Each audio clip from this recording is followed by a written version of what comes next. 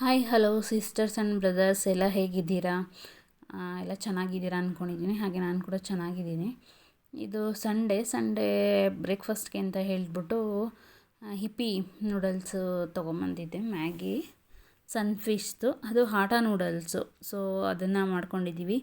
ನಮ್ಮ ಮನೆಯಲ್ಲಿ Sunday time Maggi ಇಲ್ಲಾಂದರೆ ರೊಟ್ಟಿ ಇರುತ್ತೆ. ಯಾಕಂತಂದರೆ ಮಧ್ಯಾಹ್ನಕ್ಕೆ ಬೇರೆ ಏನಾದರೂ ಅಡುಗೆ ಮಾಡ್ಕೋಬೋದಲ್ವ, ಮನೇಲಿ ಇರ್ತೀವಲ್ಲ. ಹಾಗಾಗಿ ಈಗ ಬೇರೆ ದಿವಸ ಮಾಡಿದ್ರೆ ರೊಟ್ಟಿ ಮಾಡಿದ್ರೆ ಮಧ್ಯಾಹ್ನಕ್ಕೆ ಮಕ್ಕಳಿಗೆ ನನಗೆ ಬಾಕ್ಸ್ ತೊಗೊಂಡೋಗೋಕ್ಕಾಗಲ್ಲ. ಹಾಗೆ ಮ್ಯಾಗಿ ಮಾಡಿದ್ರೂ ತೊಗೊಂಡೋಗೋದಕ್ಕಾಗಲ್ಲ, ಮಧ್ಯಾಹ್ನ ಚೆನ್ನಾಗಿರಲ್ಲ ತಿನ್ನೋದಕ್ಕೆ. ಹಾಗೆ ಯಾರೆಲ್ಲ ನಮ್ಮ ಚಾನಲ್ನ ಹೊಸ್ದಾಗಿ ನೋಡ್ತಾ ಇದ್ದೀರಾ, ಪ್ಲೀಸ್ ಸಬ್ಸ್ಕ್ರೈಬ್ ಮಾಡ್ಕೊಂಡು ನೋಡಿ. ವಿಡಿಯೋ ಇಷ್ಟ ಆಯಿತು ಅಂದರೆ ಲೈಕ್ ಮಾಡಿ, ಕಮೆಂಟ್ ಮಾಡಿ, ಶೇರ್ ಮಾಡಿ. ಇವಾಗ ಕಾರ್ತಿಕ ಆಗಿರೋದ್ರಿಂದ ಇದಕ್ಕೆ ಮೊಟ್ಟೆ ಹಾಕಿಲ್ಲ. ಕಾರ್ತಿಕ ಆಗಿಲ್ಲ ಅಂದರೆ ಇದಕ್ಕೆ ಒಂದು 3 ಮೊಟ್ಟೆನ ಒಡೆದಾಕ್ಬಿಟ್ಟು ಹಾಗೆ ಬೇಯಿಸ್ಕೊಂಡು ತಿಂತೀವಿ.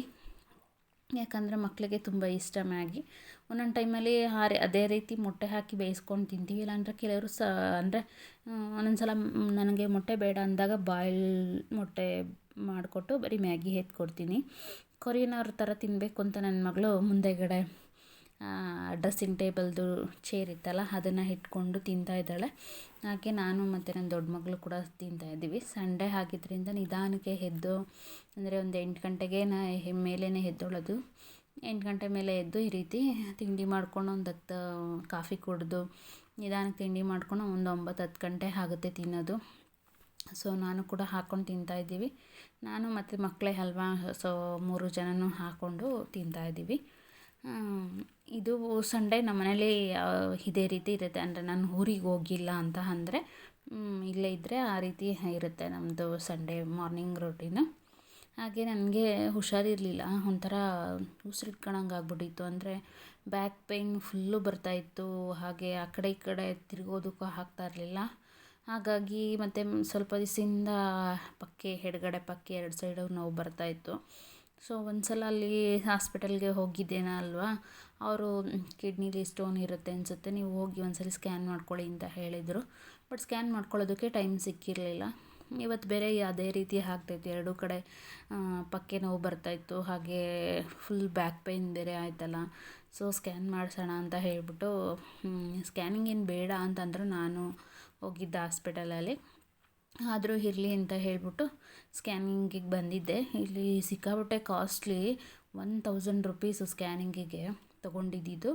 ಆದರೆ ಏನು ನೀಟಾಗಿ ಚೆಕ್ ಮಾಡೋದೇ ಇಲ್ಲ, ಸುಮ್ಮನೆ ಅಲ್ಲೊಂದು ಮುಟ್ಬಿಟ್ಟು ಎಲ್ಲ ನಾರ್ಮಲ್ ಅಂತ ರಿಪೋರ್ಟ್ ಕೊಟ್ಟು ಕಳಿಸಿದ್ರು.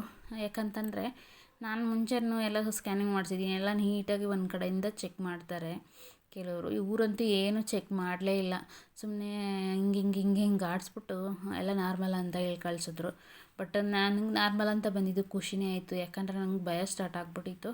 ಹಾಗಾಗಿ ನಾರ್ಮಲ್ ಅಂತ ಬಂದಿದ್ದು ಖುಷಿನೇ ಆಯಿತು. ಬಂದು ಬ್ಲಡ್ ಟೆಸ್ಟ್ ಎಲ್ಲ ಬ್ಲಡ್ಡು ಯೂರಿನ್ ಎಲ್ಲ ಟೆಸ್ಟ್ ಮಾಡಿಸಿದ್ದೆ. ಎಲ್ಲ ನೋಡಿ ಎಲ್ಲ ನಾರ್ಮಲ್ ಇದೆ, ಏನು ಹೆದರ್ಕೊಳ್ಳೋದು ಬೇಕಾಗಿಲ್ಲ. ಅದು ಗ್ಯಾಸ್ಟ್ರಿಕ್ ಬೇರೆ ಏನಾದ್ರು ಟ್ಯಾಬ್ಲೆಟ್ಸ್ ತೊಗೋತಾ ಇದ್ದೀರಾ ಅಂದರು. ಬೇರೆದ್ದು ಟ್ಯಾಬ್ಲೆಟ್ಸ್ ತೊಗೋತಾ ಇದ್ದೆ. ಬಟ್ ಅದು ಅಂದರೆ ನಾನು ನುಂಗ್ತಾ ಇರಲಿಲ್ಲ, ಬೇರೆ ರೀತಿಯಿಂದ ತೊಗೋತಾ ಇದ್ದೆ. ಹಾಗಾಗಿ ಅವರು ಅದರದ್ದು ಪ್ರಾಬ್ಲಮ್ ಇರುತ್ತೆ, ಏನಿಲ್ಲ ಅಂತ ಹೇಳಿಬಿಟ್ಟು ಮಾತ್ರೆ ಕೊಟ್ಟರು. ಸೊ ಮಾತ್ರೆ ತೊಗೊಂಡು ಹಾಗೆ ಅಲ್ಲೇ ಬರ್ತಾವ ಒಂದು ಎಳ್ನೀರು ಕುಡ್ಕೊಂಡು ಬಂದು ರೆಸ್ಟ್ ಮಾಡೋಣ ಅಂದ್ಕೊಂಡೆ. ಬಟ್ ಆಫೀಸಲ್ಲಿ ಕೆಲಸ ಜಾಸ್ತಿ ಇತ್ತು. ಹಾಗಾಗಿ ಮನೆಗೆ ಬರೋಷ್ಟರಲ್ಲಿ 1:30 ಆಗಿತ್ತು. ಬಂದು ಊಟ ಮಾಡಿಕೊಂಡು 2 ಗಂಟೆಗೆ ಮತ್ತೆ ಆಫೀಸಿಂದ ಬರೋದಕ್ಕೆ ಹೇಳ್ಬಿಟ್ಟು ಹೋದೆ. ಯಾಕಂದರೆ ಕೆಲಸ ಜಾಸ್ತಿ ಇತ್ತು, ಕೊಟೇಶನ್ಸ್ ಮಾಡೋದಿತ್ತು, ಇನ್ವಾಯ್ಸ್ ಮಾಡೋದಿತ್ತು. ಹಾಗಾಗಿ ಮನೇಲೆ ಕೂತ್ಕೊಂಡ್ರೆ ಆಗಲ್ಲ ಅಂತ ಹೇಳಿಬಿಟ್ಟು ಹೋಗಿ ಆಫೀಸಲ್ಲೂ ಹೇಳ್ದೆ, ಈ ಥರ ನೋಡಿ ಬ್ಲಡ್ ಟೆಸ್ಟ್ ಎಲ್ಲ ಮಾಡಿಸ್ದೆ ಅಂತ ಹೇಳಿಬಿಟ್ಟು. ನಾನು ಅದು ಎಲ್ಲ ನಾರ್ಮಲ್ ಬಂತು ಅಂತ ಹೇಳಿದೆ. ಪರವಾಗಿಲ್ಲ, ನನ್ನ ಅದೃಷ್ಟ ಅಂತಲೇ ಹೇಳ್ಬೋದು. ಅಂದರೆ ಈಗಿನ ಕಾಯಿಲೆಗಳು ನೋಡಿದ್ರೆ ಹಂಗೆ ಅನಿಸುತ್ತೆ, ಭಯ ಬರುತ್ತೆ, ಯಾವಾಗ ಏನು ಯಾವ ರೀತಿ ಅಂತ ಹೇಳ್ಬಿಟ್ಟು. ಅದರಲ್ಲಂತೂ ನನಗೆ ಬೇರೆ ಯಾವಾಗಲೂ ಕಂಟಿನ್ಯೂಸ್ ಆಗಿ ಹೊಟ್ಟೆಯಲ್ಲಿ ನೋವು ಇದ್ದೇ ಇರುತ್ತೆ, ಯಾವ ಸೈಡಲ್ಲಾದರೂ ಒಂದೊಂದು ಸೈಡಲ್ಲಿ. ಸೊ ಹಾಗಾಗಿ ಒಂಥರ ಭಯನೇ ನನಗೆ ಅಂತಲೇ ಹೇಳ್ಬೋದು. ಯಾಕಂದರೆ ಈಗ ಅಪ್ಪಂಗೆ ಆಪ್ರೇಷನ್ ಆಗಿದೆ, ಅಮ್ಮಂಗೆ ಆಪ್ರೇಷನ್ ಆಗಿದೆ. ಸೊ ನನಗೊಂಥರ ಭಯ, ಅವ್ರಿಗೆಲ್ಲ ಆಯ್ತಲ್ವ ಅಂತ ಹೇಳ್ಬಿಟ್ಟು. ಆದರೆ ಅವ್ರಿಗೆ ಏಜ್ ಆದಮೇಲೆ ಆಗಿದೆ, ಬಟ್ ನನಗಿನ್ನೂ ಏಜ್ ಇದೆ. ಸೊ ನೋಡಬೇಕು. ಆದರೆ ನನಗೆ ಎಲ್ಲ ಲೈಫಲ್ಲಿ ಫಾಸ್ಟಾಗಿ ಆಗಬೇಕು ಅಂತೀನಲ್ವ, ಹಾಗಾಗಿ ದೇವರು ಇದನ್ನೇನಾದ್ರು ಫಾಸ್ಟ್ ಅಂದ್ಬಿಡ್ತಾನೇನೋ ಅಂತ ಅನಿಸುತ್ತೆ ಒಂದೊಂದು ಟೈಮಲ್ಲಿ. ಯಾಕಂದರೆ ಎಲ್ಲ ವಯಸ್ಸಾದಮೇಲೆ ಆಗಬೇಕಾಗಿರ್ತಕ್ಕಂಥದ್ದೆಲ್ಲ ನನಗೆ ಬೇಗನೆ ಆಗ್ತಾಯಿದೆ. ಅಂದರೆ ವಯಸ್ಸಾದಾಗ ಕೆಲವರು ಬಿದ್ದು ಬಾತ್ರೂಮಿಂದ ಕೈ ಮುರ್ಕೊಂಡ್ರು ಅಂತಾರೆ. ನಾನು ವಯಸ್ಸಿರುವಾಗಲೇ ಬಾತ್ರೂಮ್ ಹತ್ರ ಬಿದ್ದು ಕೈ ಮುರ್ಕೊಂಡೆ. ಹಂಗೊಂದು ಮೈಂಡ್ಸೆಟ್ ಇರುತ್ತೆ. ಹಾಗೆ ಇದು ನೆಕ್ಸ್ಟ್ ಡೇ ಮಾರ್ನಿಂಗು ಕಾಯಿ ಇತ್ತು ಎಲ್ಲ ತುರಿದು ಪಲ್ಯಕ್ಕೆ ಸಾಂಬಾರಿಗೆ ಅಂತ ಹೇಳ್ಬಿಟ್ಟು ಅಡುಗೆ ಮಾಡೋದಕ್ಕೆ ಬೆಳಗ್ಗೆನೇ ಕಾಯಿ ಹೊಡೆದು ಕಾಯೆಲ್ಲ ತುರಿದಿದ್ದೆ. ಕಾಯಿ ತುರಿದು ಸಾಂಬಾರು ಮಾಡಿದ್ದೆ. ಅಂದರೆ ನಾನು ಇವಾಗ ಅಡುಗೆ ಬೆಳಗ್ಗೆ ಮಾಡ್ತಾ ಇರೋದ್ರಿಂದ ಬೆಳಗ್ಗೆನೇ ನಾನು ಅಡುಗೆ ಮಾಡಿಬಿಡ್ತೀನಿ. ಅಂದರೆ ಸಾಂಬಾರು ಮಾಡಿಬಿಟ್ಟು ಅನ್ನ ಮಾಡಿ ಮುದ್ದೆ ಮಾಡಿಬಿಡ್ತೀನಿ. ಸಂಜೆಗೂ ಅನ್ನ ಮುದ್ದೆ ಇಲ್ಲ ಚಪಾತಿ ಮಾಡ್ಕೊಳ್ಳೋ ಥರ. ಅಂದರೆ ಸ್ವಲ್ಪ ಹೆಲ್ತ್ ನೋಡ್ಕೋಬೇಕಲ್ವ, ಹಾಗೆ ಇದು ಸಂಡೇ, ನೆಕ್ಸ್ಟ್ ಸಂಡೇ ಎಲ್ಲ ಮನೆ ಕ್ಲೀನ್ ಮಾಡೋಣ ಅಂತ ಹೇಳ್ಬಿಟ್ಟು ಮಾಡ್ತಾಯಿದ್ದೀವಿ. ಅಂದರೆ ಒಂಥರ ಏನೋ ಲೈಫಲ್ಲಿ ಹುರುಪು ಬಂದಂಗೆ ಅನ್ನಿಸ್ತು. ಅಂದರೆ ಇವಾಗ ಮುಂಚೆ ಅದು ಆ ನೋವು ಈ ನೋವು ಅಂದ್ಕೊಂಡು ರೆಸ್ಟ್ ತೊಗೊತಾ ಇದ್ನಲ್ವ. ಸೊ ಇವಾಗೇನೂ ಇಲ್ಲ ಅಂದಮೇಲೆ ಕೆಲಸ ಮಾಡೋಣ ಅಂತ ಒಂದು ಬಂದಿದೆ.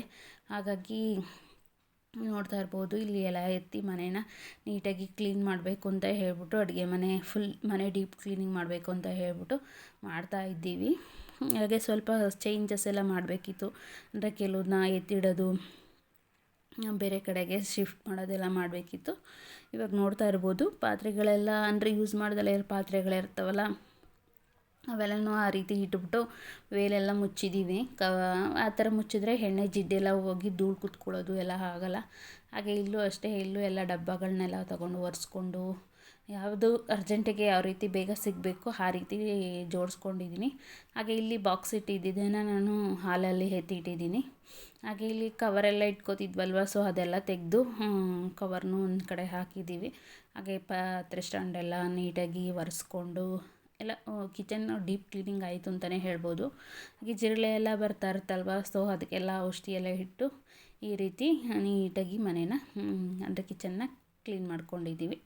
ಯಾಕಂದರೆ ಸಂಡೇ ಇವತ್ತೊಂಥರ ಮಕ್ಕಳನ್ನ ಹೆಲ್ಪ್ ಮಾಡಿಕೊಟ್ರು ನನಗೂ. ಸೊ ನನಗೂ ಖುಷಿ ಆಯಿತು ಮನೆಯೆಲ್ಲ ಕ್ಲೀನ್ ಆಗಿದ್ದಕ್ಕೆ. ಹಾಗೆ ಫ್ರಿಜ್ಜನ್ನು ಕೂಡ ಕ್ಲೀನ್ ಮಾಡ್ಕೊಂಡ್ವಿ. ಹಾಗೆ ಫ್ರಿಜ್ ಮೇಲೆ ಇಟ್ಟಿದ್ದೆಲ್ಲ ತೆಗೆದು ನೀಟಾಗಿ ಅಲ್ಲಿ ಕೆಳಗಡೆ ಇನ್ನೊಂದು ಕಡೆ ಸೈಡಲ್ಲಿ ಇಟ್ಟಿದ್ದೀವಿ. ಹಾಗೆ ಬಾಕ್ಸ್ ಇಟ್ಟಿದ್ನಲ್ವ ಡ್ರಾಯರ್ ಥರದ್ದು, ಅದನ್ನು ಹಾಲ್ಗೆ ಶಿಫ್ಟ್ ಮಾಡ್ಕೊಂಡಿದ್ದೀನಿ.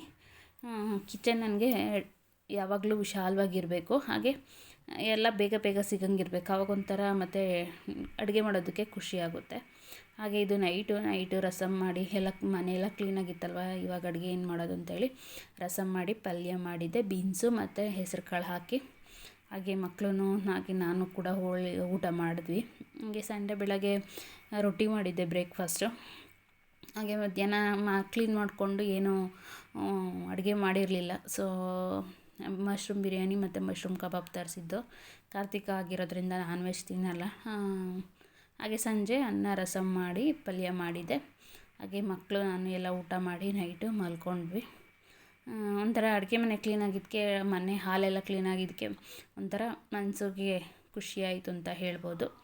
ಹಾಗೆ ಯಾರೆಲ್ಲ ನಮ್ಮ ಚಾನೆಲ್ನ ಹೊಸ್ದಾಗಿ ನೋಡ್ತಾ ಇದ್ದೀರಾ ಪ್ಲೀಸ್ ಸಬ್ಸ್ಕ್ರೈಬ್ ಮಾಡ್ಕೊಂಡು ನೋಡಿ. ವಿಡಿಯೋ ಇಷ್ಟ ಆಯಿತು ಅಂದರೆ ಲೈಕ್ ಮಾಡಿ, ಕಮೆಂಟ್ ಮಾಡಿ, ಶೇರ್ ಮಾಡಿ.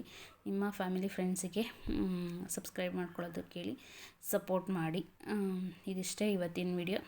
Thank you for watching. Please subscribe ಮಾಡ್ಕೊಂಡು ನೋಡಿ.